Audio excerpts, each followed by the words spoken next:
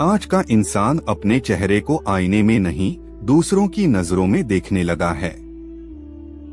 सुबह उठते ही सबसे पहले उसका ध्यान यह नहीं होता कि उसकी सांस कैसी है, मन कैसा है या शरीर कैसा महसूस कर रहा है, बल्कि यह होता है कि आज वह कैसा दिखेगा।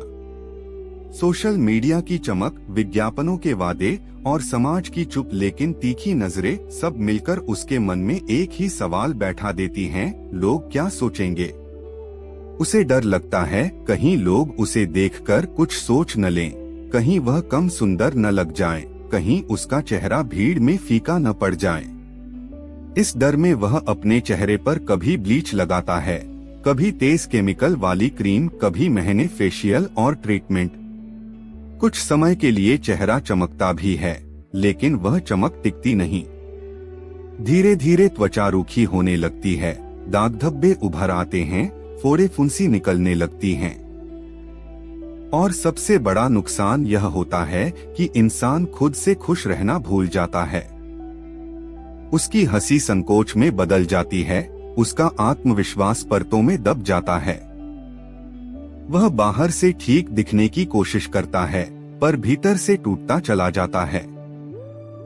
दोस्तों, यही कहानी है उस युवक की जो सुंदर दिखना चाहता था, लेकिन अंततः सुंदर जीना सीख गया। ऐसे ही एक युवक की जिंदगी में एक समय ऐसा आया जब उसने आईना देखना बंद कर दिया। कभी उसका चेहरा साफ और तेजस्वी हुआ करता था। कॉलेज के दिनों में दोस्त कहते थे, तेरा चेहरा तो बिना कुछ लगाए भी चमकता है। वह मुस्कुरा देता था, बात को टाल देता था। तब उसे अंदाजा नहीं था कि एक दिन वही चेहरा उसकी सबसे बड़ी चिंता बन जाएगा। शहर में नौकरी लगी, नए लोग, नया माहौल, नई प्रतिस्पर्धा, मीटिंग्स, प्रेजेंटेशन और सोशल मीडिया की तुलना, सब कुछ एक साथ। किसी ने मजाक में कहा, थोड़ा स्किन केयर कर लिया कर, किसी ने सलाह दी, फला क्रीम ट्राई कर, रिजल्ट तुरंत दिखता है। उसने सुना फिर आजमाया। पहले हफ्ते में फर्क दिखा, दूसरे हफ्ते में तारीफ मिली, तीसरे हफ्ते में आदत बन गई। लेकिन चौथे हफ्ते से समस्याएं शुरू हो गईं। जलन, काले धब्बे, मुहासे। उसने क्रीम बदली, डॉक्टर बदला, इलाज बदला, पर हर नई चीज पुरानी से ज्यादा नुकसान करती गई। लोग सामने से कुछ नहीं कहते थे, लेकिन उनकी नजरें बहुत कुछ कह जाती थीं। वह हंसना भूल गया, लोगों से मिलना कम कर दिया, तस्वीरें खिंचवाने से कतराने लगा। उसकी पूरी दुनिया उसके चेहरे तक सिमट गई थी। रात को बिस्तर पर लेटकर वह सोचता, अगर चेहरा ठीक हो जाए तो सब ठीक हो जाएगा, पर सुबह आईना वही कहानी दोहरा देता। एक दिन ऑफिस से लौटते समय बस में बैठा वह युवक अचानक रो पड़ा। बिना किसी वजह के नहीं, बहुत सी वजहों के बोझ से। उसे लगा जैसे वह खुद से हार गया हो। उस रात उसने तय किया, अब कुछ अलग करना होगा। किसी पुराने परिचित ने उसे एक महान आयुर्वेदिक गुरुजी के बारे में बताया। कहा जाता था कि उनके आश्रम में लोग सिर्फ बीमारी नहीं, जीने का तरीका सीखते हैं। युवक के मन में उम्मीद और शंका दोनों थीं। फिर भी अगली सुबह वह चेहरे पर कपड़ा बांधकर आश्रम की ओर निकल पड़ा। आश्रम शहर से दूर था, चारों ओर हरियाली, हवा में सादगी और वातावरण में शांति। वहाँ कोई बड़े बड़े पोस्टर नहीं थे, न ही चमत्कार के दावे, बस एक शांत प्रवाह था। युवक जैसे ही अंदर पहुंचा, गुरुजी ने उसे देखा। उनके चेहरे पर कोई आश्चर्य नहीं था, न ही जिज्ञासा, बस करुणा।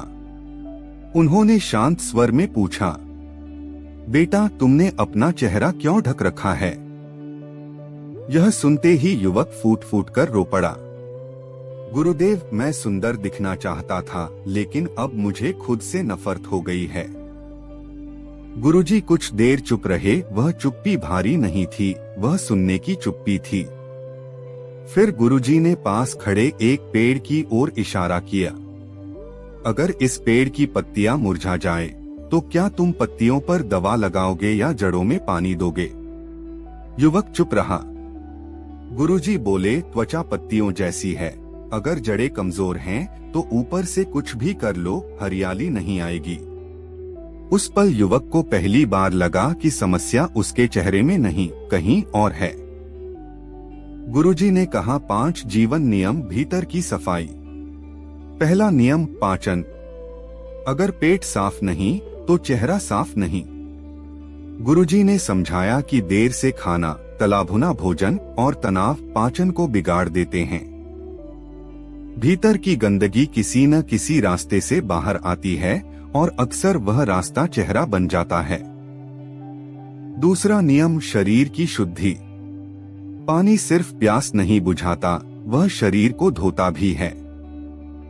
फल, जूस और प्राकृतिक भोजन शरीर के विष को बाहर निकालते हैं। जब शरीर साफ होता है तो त्वचा अपने आप बोलने लगती है। तीसरा नियम, स्नान। ताजे पानी से स्नान सिर्फ शरीर नहीं, मन को भी धो देता है। ठंडा या सामान्य पानी रक्त संचार को बेहतर करता है और त्वचा में नई जान लाता है। चौथा नियम, नींद और मन। जिस चेहरे पर चिंता जागती है वहां चमक सो जाती है। अधूरी नींद डार्क सर्कल, थकान और रूखापन लाती है। शांत मन ही सच्ची चमक का घर है। पांचवा नियम, संयम और ऊर्जा संतुलन। ऊर्जा का अपव्यय तेज को खत्म कर देता है। संयम रखने वाला व्यक्ति भीतर से स्थिर रहता है। स्थिरता से ही तेज जन्म लेता है। गुरुजी ने कोई चमत्कारी दावा नहीं किया। उन्होंने बस एक सरल प्राकृतिक उपाय बताया, शहद, पपीता, मुल्तानी मिट्टी जैसे सौम्य तत्वों का संतुलित उपयोग। यह त्वचा को रगड़ेगा नहीं, गुरुजी बोले, बल्कि सहलाएगा। कुछ दिन बाद युवक बाजार गया। क्रीमों की दुकानों पर झूठे वादों की कतार थी। 7 दिन में गोरा, तुरंत ग्लो। उसका मन डगमगाया। तभी गुरुजी के शब्द याद आए, जो तेज बाहर से आता है वह अंदर कुछ छीन कर ही आता है। उसने दुकान छोड़ दी। उस पल उसने सिर्फ क्रीम नहीं छोड़ी, उसने पुरानी सोच छोड़ दी। समय बीतता गया, नींद सुधर गई, भोजन सरल हुआ, मन शांत होने लगा, चेहरे पर धीरे धीरे निखार आने लगा, बिना जोर लगाए, बिना छुपाए। 7 दिन बाद वह गुरुजी के पास पहुंचा। इस बार चेहरा खुला था, आंखों में शांति थी। गुरुजी मुस्कुराए। गुरुजी बोले, बेटा, चेहरे की चमक आत्मा की शांति का प्रतिबिंब है। जो सुंदरता बाहर से लाई जाती है वह उतर जाती है, और जो सुंदरता अंदर से उगती है वह उम्र भर खिलती है। युवक समझ चुका था, सुंदरता दिखाने की चीज नहीं, जीने की अवस्था है। अब उसका चेहरा नहीं, उसकी उपस्थिति चमकती थी। युवक अब आईना देखने लगा, लेकिन डर नहीं, डरावनी उम्मीद नहीं। उसका चेहरा अब सिर्फ चमक नहीं रहा था, उसकी आत्मा की शांति उसके हर हाव भाव में झलक रही थी। वह समझ चुका था कि उसका दर्द, उसकी चिंता, उसका असंतोष कभी उसके चेहरे में नहीं, बल्कि उसके मन और जीवन में था। जो चमक बाहर से लाई जाती है वह छूट जाती है। जो चमक अंदर से उगती है वह उम्र भर खिलती है।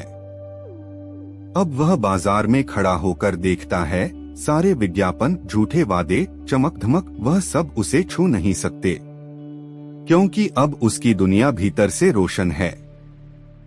युवक मुस्कुराया। उसकी मुस्कान अब दूसरों की नजरों की मोहताज नहीं थी।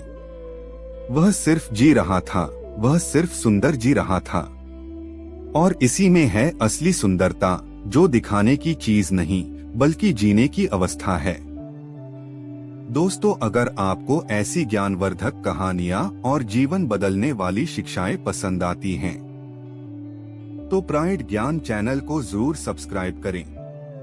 यहाँ आपको मिलेगा जीवन ज्ञान, बुद्ध की शिक्षाएं, मोटिवेशन जो सच में काम करे, क्योंकि ज्ञान ही असली शक्ति है। धन्यवाद। नमो बुद्धाय।